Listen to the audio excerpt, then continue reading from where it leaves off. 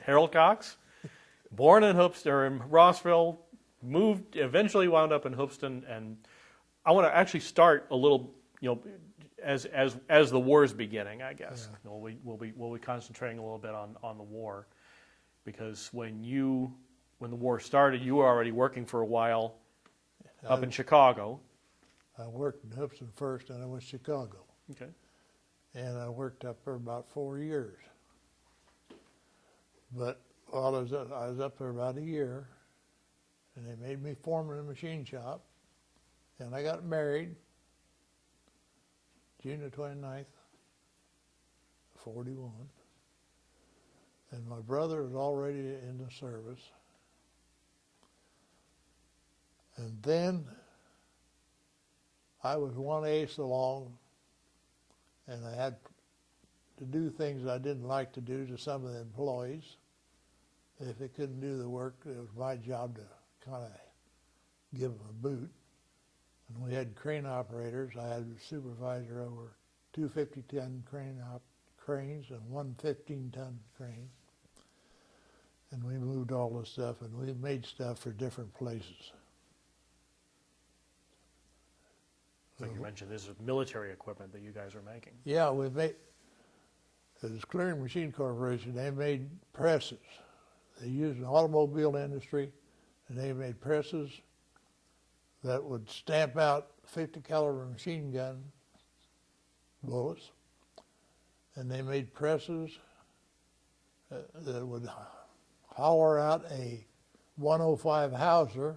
It had 3 prongs on it. It was a horizontal run. They set it and made it in the shop, the only one they ever made. And it used to take 8 hours for a latheman to turn out a 105 nose. And when they got through with this, they could turn out one every hour. And then they made some big steam hydraulics. They had big cylinders. They shipped them to Europe, over in Russia. 13 of them got there. 1 got lost in the sea. And that was the kind of stuff we was doing there in this machine shop. Mm-hmm. It was a pretty good-sized machine shop. We had Ingersoll mills. It was stand 14 to 16 feet high. Had Ingersoll flat mills and mill castings that weighed 70 ton. They'd have 4 cutter heads on them. Running water on them, soluble water, to keep them cool. And they kept 2 guys on this one machine 24 hours a day to keep the chips hauled away with 2 wheelbarrows. That's how fast that thing cut. So you were a foreman there at the factory. Did that keep you out of the military? Is that That deferred me out of the military, and they wanted me to stay. And I said, well, I think I'd better go. So I went home and took a 30-day vacation, got my wife set up in a new place, and had to move her twice in that 30 days before we got one suitor. Then I went back to the service. And that was the spring of '44. Why'd you decide to finally go? Well, number one, there's probably 2 reasons. My brother was already in the service. And the other reason is I was getting a lot of pressure on being foreman in the machine shop, which was okay, but I only got off every other Sunday for a whole year, for 4 years. I made a lot of money. I saved a lot of money. When I come home from the service, the people said, where'd you get your money? I said, I already had it. My wife, I think, got $70 a month I sent home to her. That's all she got. So you enlisted because being a foreman was getting a little rough, I guess. Or well, you tell somebody to do something, and Then he goes over there and he pushes a big flywheel over and breaks 2 or 3 legs. And I just got through talking to him. He'd do it 30 minutes later and broke both legs. Some other guys on the cutter, I told them to stay away from in front of them cutters. And one of them fell on the big piece he was cutting and got all cut up on his face before he got away from it. Just little things like that. So it's I had fun though. They asked me one time, the superintendent and foreman, Floyd McDaniels, they wanted us to turn a casting with 2 50-ton cranes. Sent everybody out of the shop. The only ones there that evening was McDaniels, myself, 3 crane operators, and 2 riggers. We turned a 107-ton casting with 2 50-ton cranes, and I'll tell you, we never lifted the thing 1 inch off of the big timbers, 12 by 12 timbers. Never lifted that thing over an inch. Because if a chain had broke or something had broke, who knows what had happened. Yeah. So you leave the shop. Yeah. and you enlist. Yeah. So tell me what the process was there. You stayed in Chicago, I guess, right? Is that I where stayed in Chicago. And I was in 1A all the time I was up there. Right. And every 6 months I get a 1A. And they deferred it for me. Kept deferring it. And finally, in the spring of 44, I said, I think I'll go home and take a 30-day leave and join. So I took a 30-day leave, went home, and my son was born while I was up there. That's Howard Cox. And he was born at Berwyn Hospital. So we come home and got a place here to live. And then I was shipped to Camp Fannin, Texas, a little town in Tyler, Texas. And we trained there trained as a pioneer with a battalion of cooks, chauffeurs, and clerks. So it's a pioneer. What group? To do road work for the Army and cut down, trim trees, or whatever it had to do to get somebody through a hole. So that went on when it was hot down there. Man, it was hot. So we got a notice that all of us was going to go down the hill. Down the hill, that was straight infantry. So we went down the hill, and they run us so many miles a day, and got up at 5 o'clock for breakfast, and maybe went a couple miles before we eat breakfast. And those cooks down there was about the lousiest cooks I ever run into. But the ones up in our battalion before we went down there were the best, because there was a cook battalion up there. But the cooks down there, one morning we went down there to eat, and they would give us sound like rotten eggs, and boy, that turned out to be a brawl. But they got that cleaned up real quick. So they sent us out on the range. We'd done a lot of rifle practice and mortar practice. And of course, when I was up on the hill with Pioneer Battalion, we had every kind of piece of equipment from a handgun to 50 caliber machine guns in the Pioneer Battalion. We had all that stuff. We was pretty well drilled on that. So we was a lot better than some of them guys were down below. So I was out on the range one day down there shooting, and the lieutenant was standing behind me, and he kicked me in the seat of the pants. He said, "You know you missed that whole target? It's 300 yards. You couldn't see where you hit." I'd shot rapid fire. I was used to it. When I was a kid, I used to do a lot of hunting. I come up and got a bunch of I got a high score. I got like 10 points having a perfect score. lieutenant looked at me and never said a thing and walked away. That's the end of that. They even gave me a carton of cigarettes for doing that. And I didn't even smoke. I gave them away. So you trained in the infantry. Where did you do any other training elsewhere in the country before you No, went over? this is 2 spots right there. When we got through down there below the hill, my wife come down to visit me, and of course I was trained down below the hill. I happened to hit it wrong. I didn't know this was going to happen. And they loaded us up and shipped us out real quick, the whole bunch. And they shipped us on Queen Mary to England. And that Queen Mary was loaded.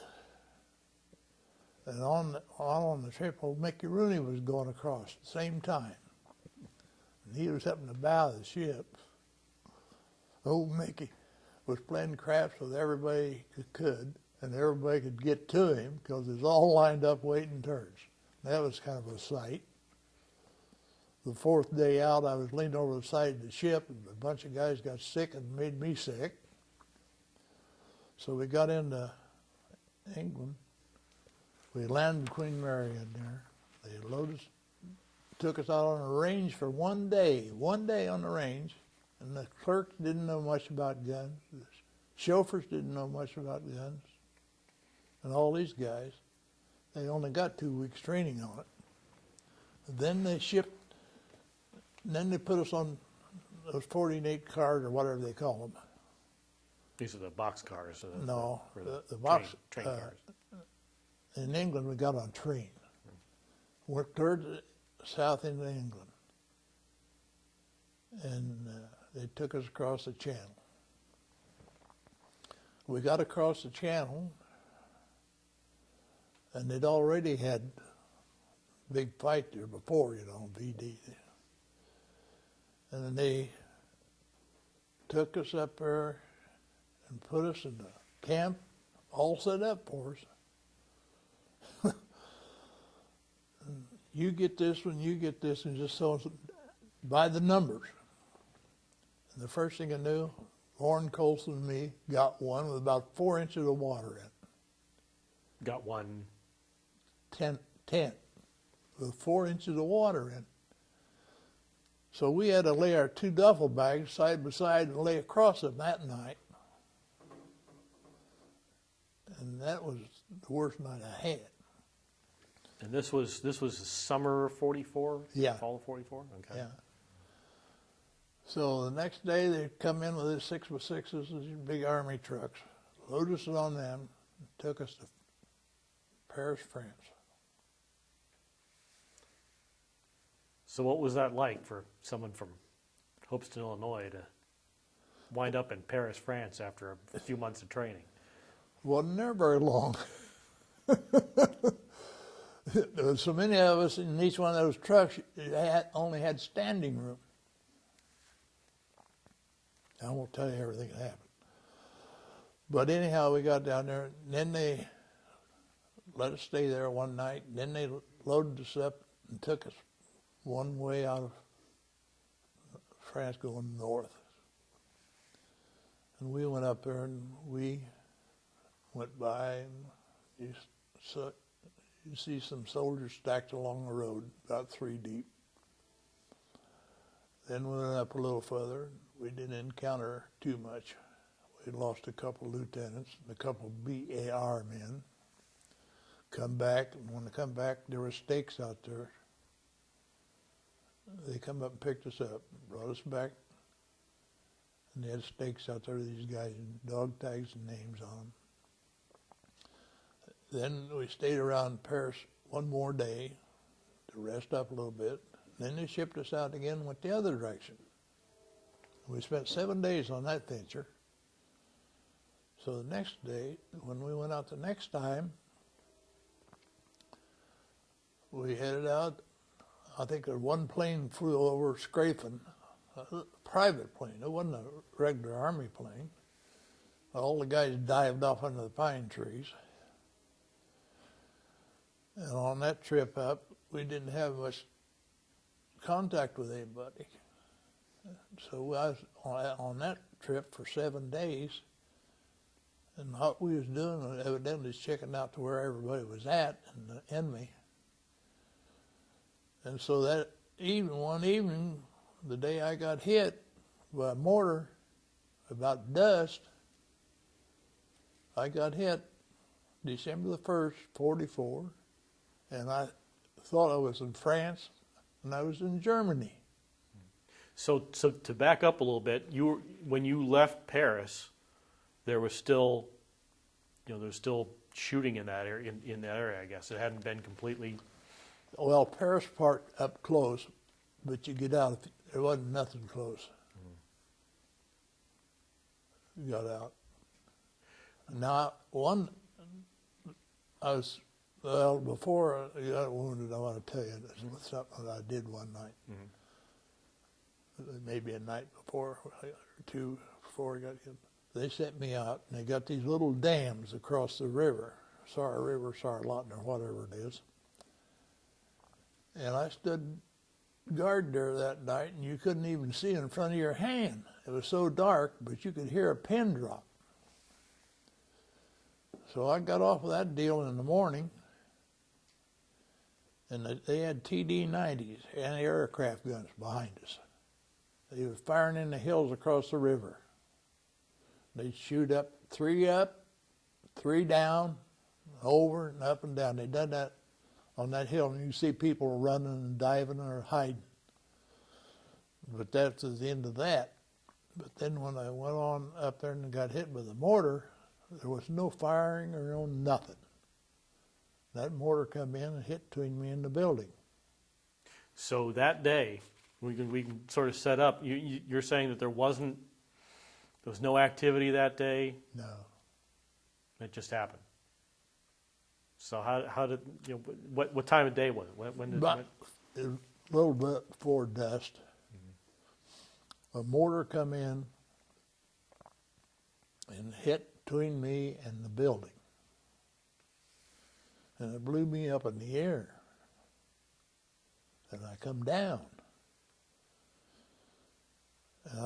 And they taught us down at Camp Fannin, Texas, how to do certain things. And so I jerked my belt off, put it on my leg, give it a jerk, and that's the last thing I remember. I woke up in Paris, France. Do you remember how long it was between there? How many days? What day you remember? You mean, it was 7 days? Regaining consciousness? I was unconscious. I don't remember nothing after it. I woke up in the hospital in Paris, France. When I got hit, I don't remember nothing. They fed me through the veins for 30 days. I couldn't eat nothing. You could run a needle and hit my leg, up here, clear down to my ankle. Cleared the bone, wouldn't even feel it. So I stayed there for a few days. And the first night, they gave me a blood transfusion. German prisoner. And I had gangrene in my hip. Next night, another German prisoner, another blood transfusion. And I just I don't remember the first one, but I remember the second one. And then they keep giving me medication, feed me through the veins. I couldn't eat nothing. Every time I eat something, I threw it up. So that went on for about 30 days. And then they finally took us to England. Put us in a hospital up there. Going to fly us home. We sat up there. They kept taking care of us. I lost a lot of weight. I lost over 70 to 80 pounds. So finally, they decided to send us home on a ship. And it was a Liberty ship. Instead of like Queen Mary, who went over in 5 days, the Liberty ship was 12 days. Smaller boat. Smaller boat. Mm-hmm. It was a Liberty ship of some kind. And then machine shop in Chicago, I helped make transmissions for those things. And I'd hear that rough water, and you hear that boat go up like this and come out of the water. You hear that thrust bearing hit. I said, boy, there's one I remodeled. I hope that ain't the one I fixed up in Chicago. I had to plug it and replug it and do it. And this guy goofed it up, and I got the job of finishing it. That day I worked 16 hours in Chicago. So you're hoping it wasn't the same ship. I was hoping it wasn't. So when you were, how much do you remember?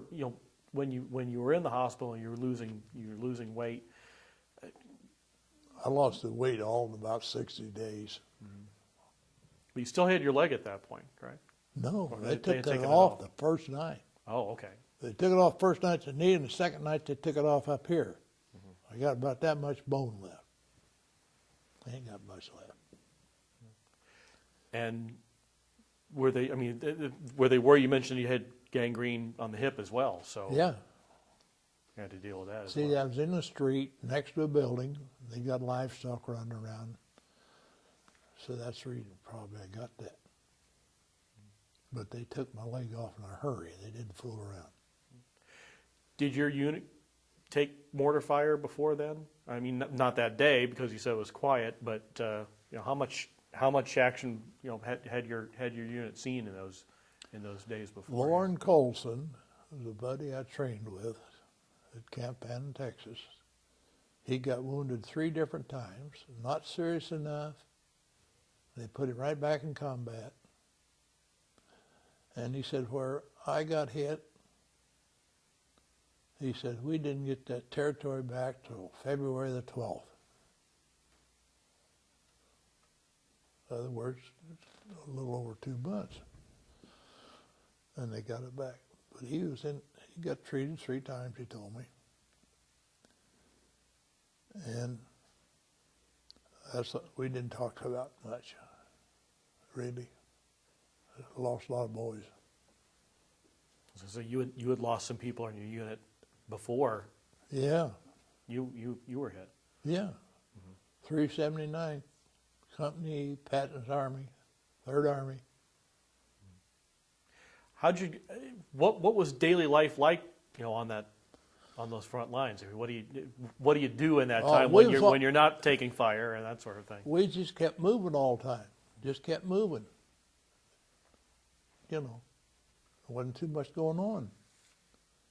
And I suppose the Germans trying to keep out of our sight or watched us go by or didn't attempt. And once in a while we'd get a prisoner and our sergeant would take it back somewhere, and probably got 5 or 6 of those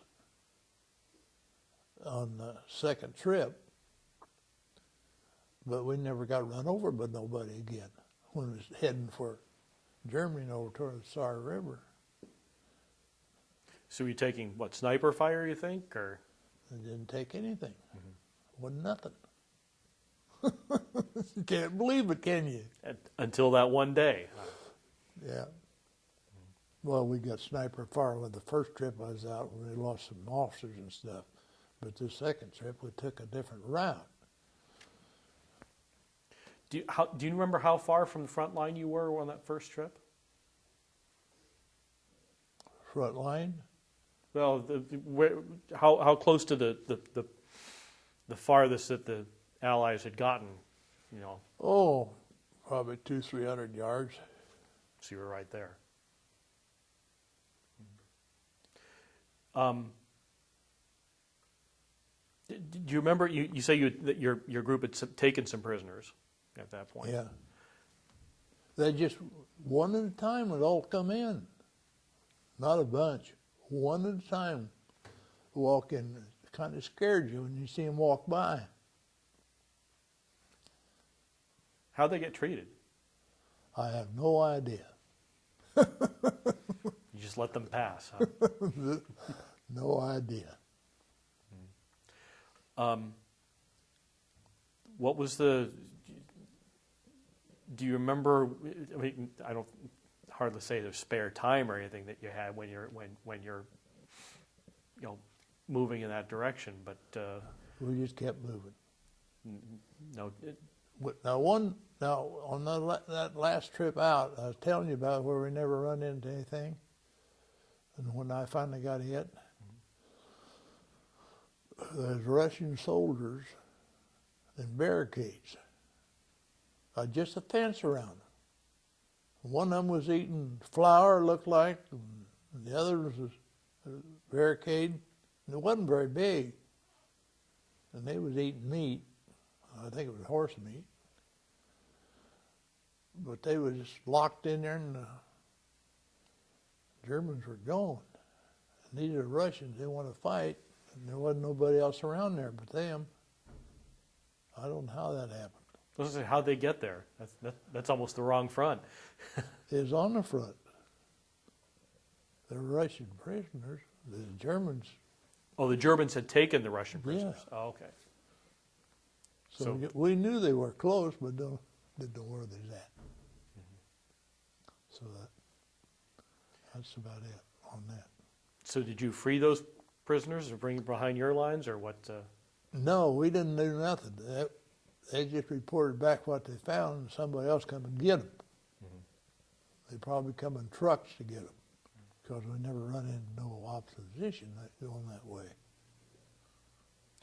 What was the food like when you? The food I had, those things? I don't want to even talk about. K rations for one 7-day stretch, and then the last 7-day stretch, K rations. Period. What's in a K ration for those of us who All have never dry. had the pleasure of having a K ration before? Oh, there's all kinds of dry type food, like you buy at a store, the dried food that'll keep for several days is in bags, all kinds of stuff in it. Not that good, huh? Well, it's better than nothing. Were you able to keep up with events going on elsewhere? How did your unit learn what was going on elsewhere? Did you even know? Didn't know nothing. Nothing. Quiet. No radios, no Stars and Stripes, nothing like that? No nothing.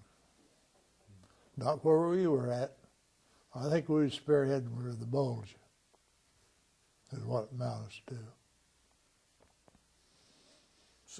You mentioned that you were injured not too long before what we consider the Battle of the Bulge began. Yeah. You knew nothing about it at that point. No. Nope. So you brought back, you come to England, and then what was life like once you crossed back on that Liberty ship? Well, Liberty ship that took us down to the equator when they got us down there, went across there. I just told you before, that was 12 days coming home. And they got down to South Carolina and they put us in C-47s. Flew us up Chicago in the C-47 around Battle Creek, Michigan. So I stayed in Battle Creek, Michigan for a long time. I was there quite a while, probably 6 months. And once in a while I'd get me and another guy get on the train, go to Chicago, and then I'd come to Hubson, and then go back after I'd been there about 3-4 months. And they treated us real good up there. As a VA hospital? Yeah, Battle Creek, Michigan. Boy, the guy stole the blankets out of that from the government. You never believe what you're seeing. They'd throw them out the window. They finally got that stopped, though. Good looking blankets. You're talking about, you mentioned some of you was in your unit, and you didn't talk much about what happened. How about people, like when you're in the hospital, anything like that? Did you swap stories about your experiences and all that? Not too much. A lot of guys out of hospital in Battle Creek. was in bad shape. A lot of them, one of them lost both hands with a hand grenade. A lot of them had lost both their legs.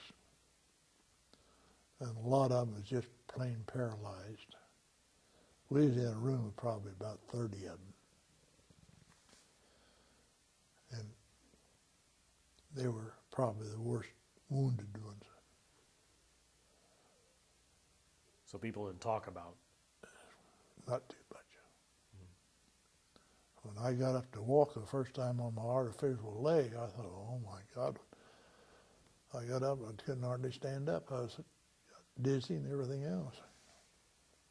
And that would have been the first time you stood upright, I guess. Yeah, So what was life like adjusting to that? yeah. And on top of that, I got home and I worked for the township for a year, helping guys get GI loans and stuff. And then a job from the Department of Revenue opened up, and I took it. And my artificial leg put me in Hines Hospital 3 times.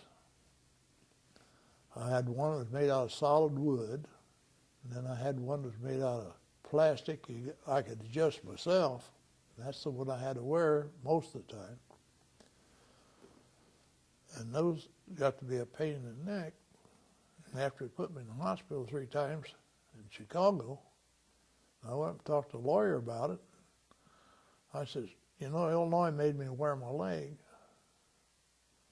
or I couldn't work. And I said, I can't do that anymore.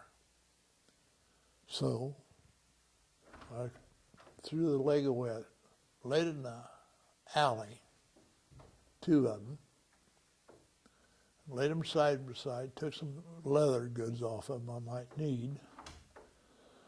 And then my neighbor, Margaret Bovoice, sat there and watched the city walk around them things for a half hour before they had nerve enough to pick them up and throw them in the garbage. I didn't have no use for them. But eventually, did you wind up getting a leg that you could? I never got a leg. From then on, I wore crutches. I've been on crutches ever since 1950. I used to wear out a pair of crutches like I got out in the truck every 6 months, and the ones I got out there now I've had about 3 years. So when you think back to when you were a foreman and you decided, I'm going to go in the Army, Yeah, I mean, you compare it to once you left and what you've gone through, yeah. you think you made the right decision? Hmm? You think you made the right decision, or what do you think about? I never Having even thought enlisted. about it. Uh, Never even discussed it. You know. But the VA's been real good to me. And I get real good service from them. And since I fell here a while back and hurt my tailbone, why now they nurse comes and sees me every 2 weeks. So, and then check our stuff out, check my pills. That's a joke. but I mean, yeah, you've been very familiar with the VA for years and years. Ever since '82. I didn't go to the VA until '82, when I retired from the insurance business. I went down there and he checked me all out. One day, I was walking across the street. My wife was doing taxes and I was doing insurance. And I fell in the middle of the street and banged this arm. So I went down there to the VA, and for my first checkup, it was '82. I told that doctor, and I said, you know, this arm here, that's a little higher I can get it. How'd you hurt it? And I said, well, it fell on the ice.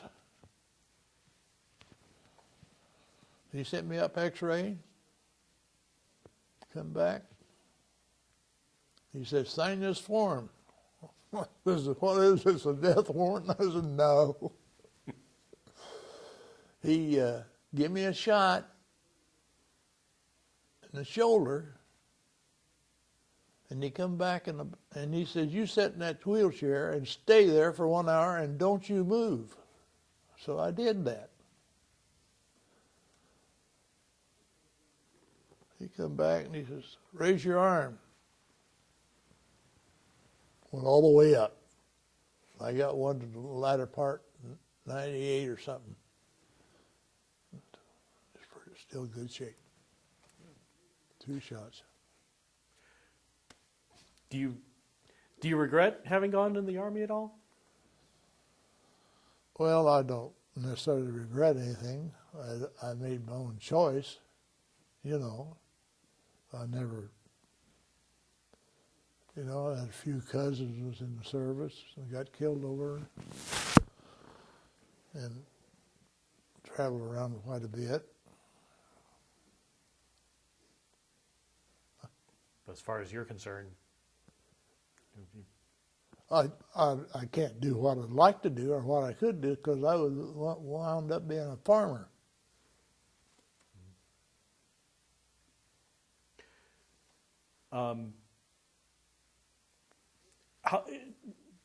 Have you talked about your experiences with family? Did it take a while did people ask? I mean, how did the whole story sharing happen after that? I didn't tell them too much about it. Nothing. One grandson asked me a bunch of questions here a while back when he was going to school. Lee Cox, and I didn't tell him too much. How come? Well, never. Most of the guys don't discuss it. It's done. It's over. Forget it. But you decided to sit in front of a TV camera to do this. This is the first time for this kind of ordeal for me. It's the first time I ever done something like this. But you feel it's important that people know, I guess, huh?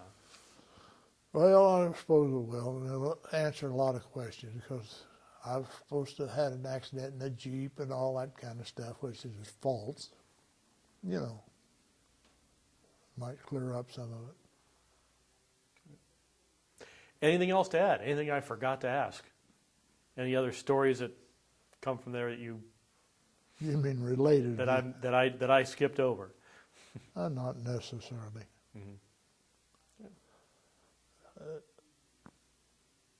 It's interesting. I've never been in a situation like this, so I tried to be as liberal as I could be without being off base. All right. I think we're done. Thank you for your time. Terrific. Well, thank you. Thank you for your time. Particularly this